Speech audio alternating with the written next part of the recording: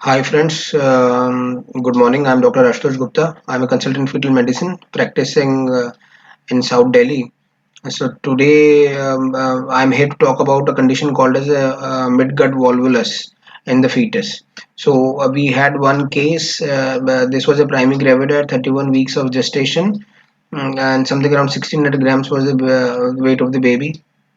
She had just come for a routine normal Doppler and a growth scan. So once we did the ultrasound, we identified something which really changed the diagnosis 360 degree, and the management has changed upside down, both for the mother as well as for the fetus. So making a diagnosis of a midgut volvulus changed the entire scenario. The counseling really changed. So let us see how the ultrasound findings were there, and then we'll talk about its management.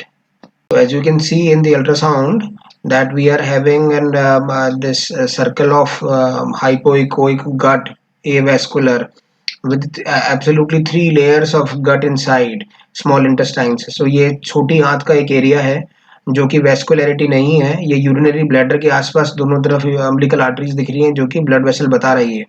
ये entire area जो circular है वो हाइपोपेरिस्टाल्टिक, उसमें कोई peristalsis नहीं दिख रही है. The contents are hypoechoic. We can identify three layers of gut inside into it and it is separate from both the kidneys.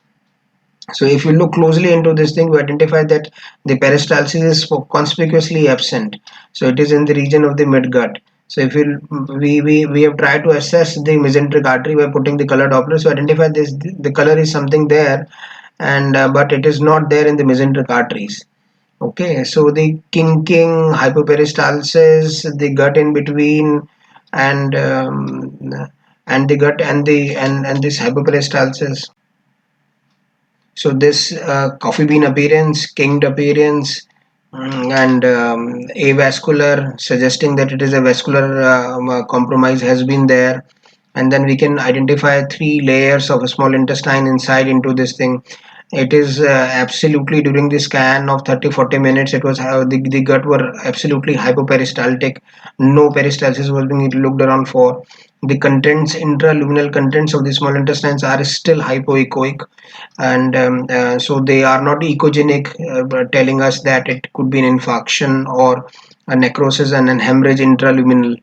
And no so when we put the color Doppler and try to assess the mesenteric arteries which were conspicuously absent, we could identify the umbilical arteries, we could identify the renal arteries, we could identify the celiac axis, telling that the vascularity of the this particular area of the small intestine and the mesenteric arteries were conspicuously absent. So this led to the diagnosis of the midgut volvulus. Now this is an abrupt phenomenon to happen. Earlier scans can be absolutely normal. Now this is a catastrophe, and this is an urgent situation is required. Meaning thereby that probably now we are dealing up with a 31 weeker baby, something around 600 grams. So I might need an urgent cesarean and to take the baby out. So in this COVID era, you need to do some tests to the mother so as to take them out for a cesarean. You need to have a betamethasone cover for the baby for the maturity of the lungs, and then the baby needs an urgent laparotomy, and so as to identify or to salvage the gangrenous small intestine and the gut. So that is how the things are. So the things they might change. So you need to have a fetal medicine, you need to have a pediatrician, you need to have a gynecologist, and you need to have God along with us so as to salvage and save the situation. And that is how the things are. So the diagnosis of midgut volvulus being made at a mid gestation at 31 weeks really changes the complete scenario. How do we think and how we can handle the situation? Thank you very much for your patient listening.